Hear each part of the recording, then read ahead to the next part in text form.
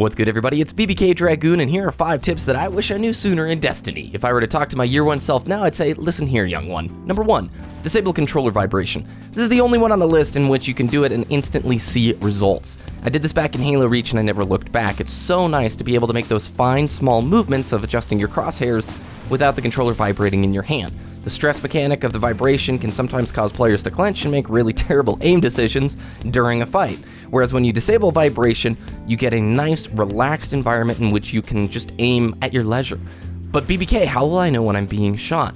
All of the information you need to know about when you're getting shot is on screen. You can even see the red hue from the direction that the enemy is firing upon you. It's exactly like a PC shooter. Your mouse doesn't vibrate, yet you know when you're being shot.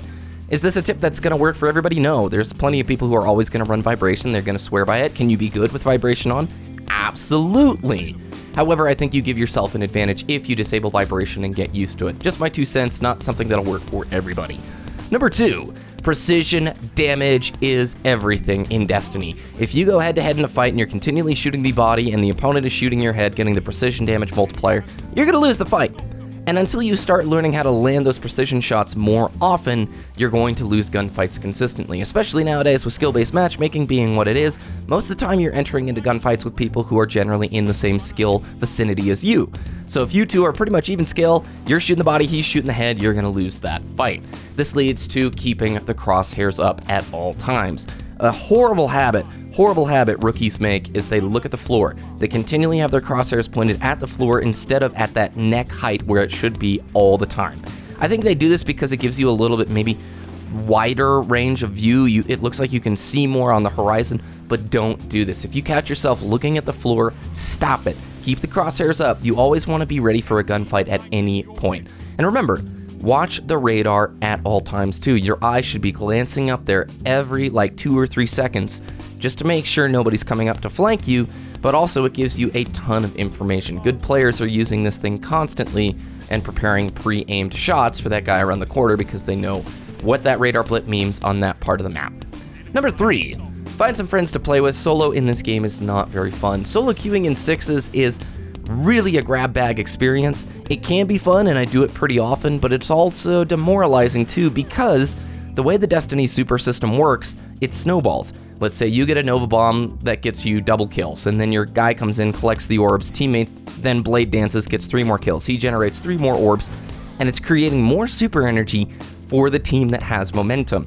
So it can snowball out of control really, really fast. Destiny was a game that was made to be played with friends, and if you are going in to play PvP solo, the best way you can keep your sanity is to go into Rumble playlists. Those solo playlists when you're a solo player are a whole lot more fun to play because you don't have to worry about the snowball effect quite as much.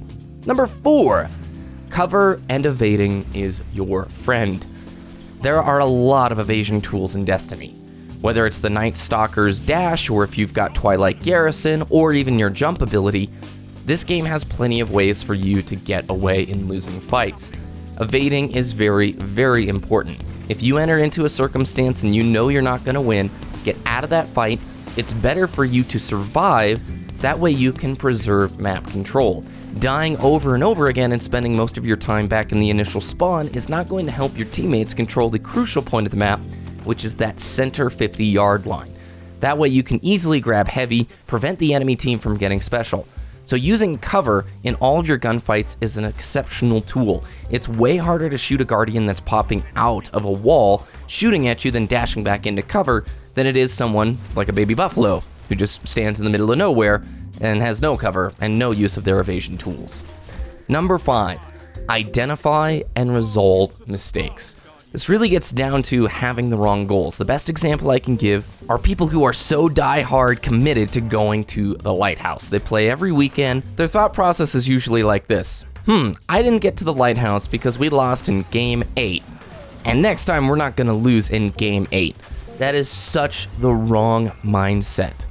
You need to be focused on playing the game mode of Trials better. Getting to the lighthouse is a result of that.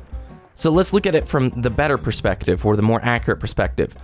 I lost in game 8 because in the match, I didn't get heavy, we didn't control the map, and I choked on 2 of my supers.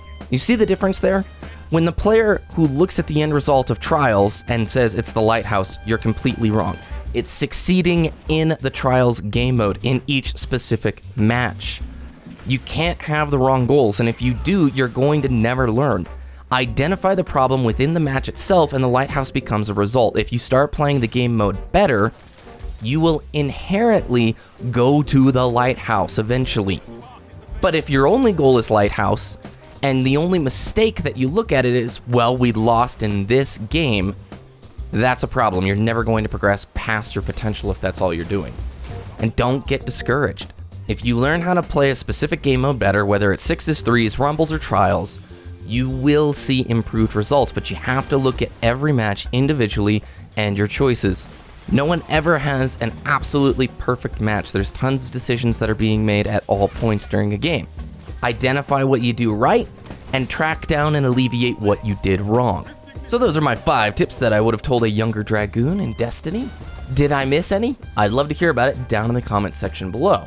Thanks very much for watching, everybody. I hope you have a great day, and we'll see you next time.